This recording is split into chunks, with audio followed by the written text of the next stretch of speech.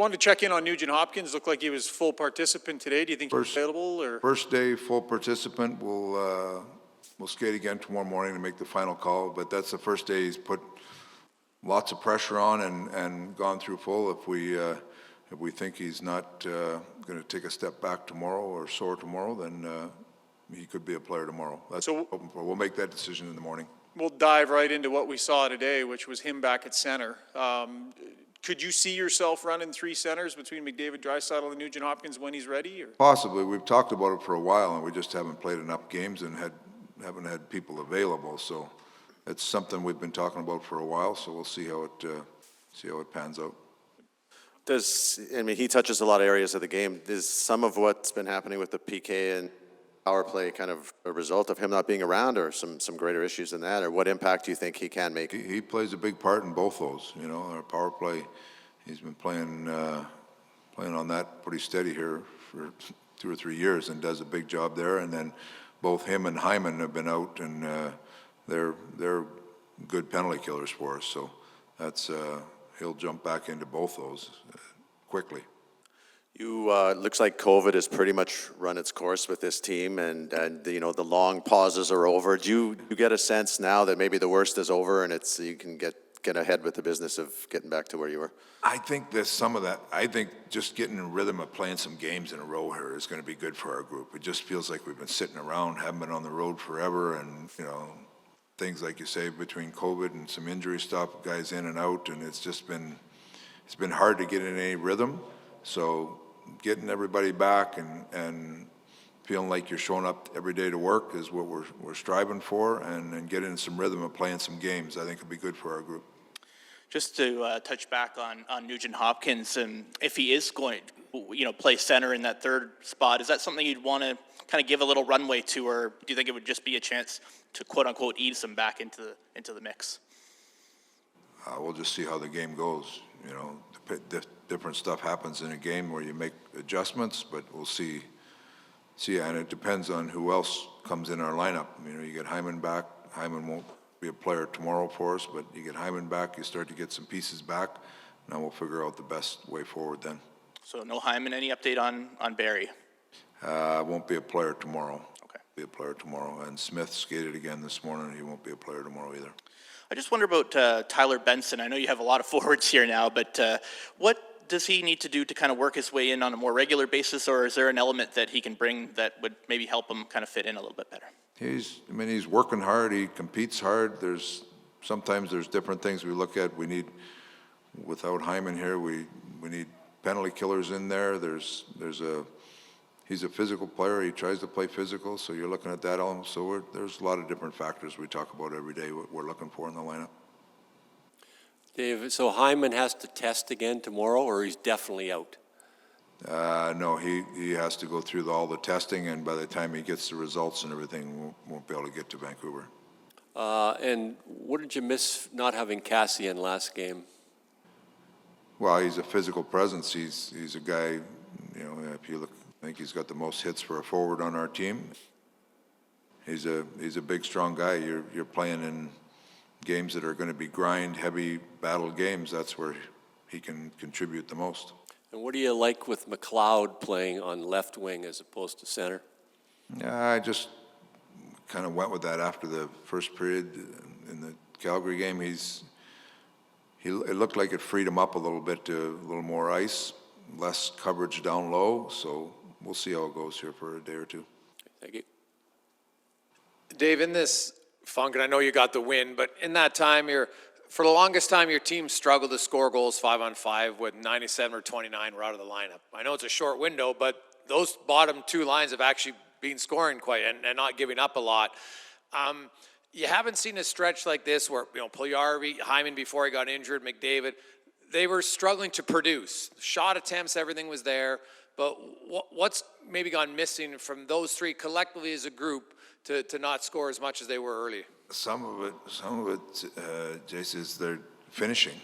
Like there's somebody, I was talking to somebody the other day about, said Connor's getting lots of chances, just not going in the net for him. And you think back, the start of the year, it seemed like every chance was going in for him. And sometimes it goes the other way where it's not going in for them, and that's the way it kind of feels right now. But all of them, even like Jesse has a great chance right in front of the net, started the game last game, and sometimes those go in, sometimes they don't. So it's, I think we got an abnormal amount of those going in early in the year, and then we're probably abnormal low shooting percentage. The last little stretch, I think it'll balance out eventually. And the one element, and you've talked about it earlier, you wanted to cut down your chances off the rush against specifically. Haven't seen that. What has to change? What do you guys have to do better to limit scoring chances off the rush? There's times when we can have tighter gaps. You know, we talked about our group. We don't give up a ton of outnumbered chances. Like we're in the top 5 of the league, giving out outnumbered chances against the least amount. But that being said, you have to have gap. You have to have the ability to, the strength and courage to hold that blue line to make sure you're not giving up anything there. So there's been some issues with that we continue to talk about. Our forwards got to help. Forwards got to help coming back. Certain times, certain ways that we've got to improve on. But it's a combination of defense and third guys coming back and having a third guy high, that you're not allowing those easy entries in that results in shots from the slot. So specifically to the D then, is it more, in your experience, is that a confidence thing where, you know, they're hesitating, or is it you can get sucked in sometimes to backing in too far and thinking, well, the guy's not going to beat me now, but it ends up giving more of a chance. So do you want your guys to step up on the blue line more? Yeah, you could make a case for both of them. Both of them, there's times when you got to do it and there's times you got to back off. Guys coming at you 100 miles an hour, if you lunge at them, you're in trouble, right? You're giving up a breakaway. But that being said, there's some stuff you can do to get up and close gaps and not allow that speed to get going that makes you more effective. So it's moving up to take away space so they don't have the space coming back at you. But we've got some guys that do it well. We've got some guys that have to improve in that area. Dave, can you talk to, if you've talked to Jay Woodcroft, how Holloway played in his 2 games? Yeah, he was really good both games. Played at, I haven't talked to Jay yet, just reading the reports of the 2 games, but he was anxious and aggressive. There was no hesitation in his game. I think he got 3 points in the 2 games. So it's a good start for him, really good start for him.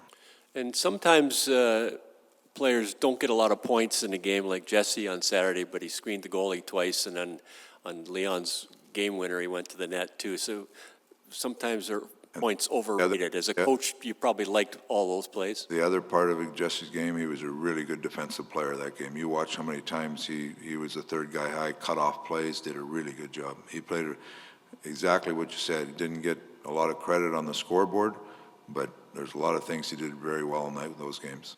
One last question. Would you like some of your players who stand in front of the net to actually tip some pucks in the net? You don't score a lot of deflection goals. Well, I'd like our defensemen to get pucks there a little more, and we've had some attempts at that, but getting around the net is an area that we can certainly strive to be better at. Thank you. Dave, last one for me, just on your penalty kill, in search of better results, is it, are there guys that are pushing maybe to get a look there? Is the answer come in personnel? Or does it come, like how internally, how do you view it in terms of, do you shake it up a little bit and try some guys? Are you happy with the mix you have? Or? No, you're always looking for ways to improve. Some of it's personnel, some of it is just consistency in the structure that we're doing. But there's, you can change some personnel, but you got to make sure the personnel you're putting in there have an idea of what you're doing. So that's what makes it tough. I think getting Nugent Hopkins and Hyman back will give us 2 key guys in it again. We started using Draisaitl a little more because we were getting short on killers a little bit, but there's some elements there that you can try some different people in it, but they have to be suited for the job, and you have different roles of players. You want to make sure that when you have that role, you jump in and do that role. So if they're not doing that role, you're finding somebody else to do it. Now they're left with not much role. So there's that happy balance throughout your lineup all the time.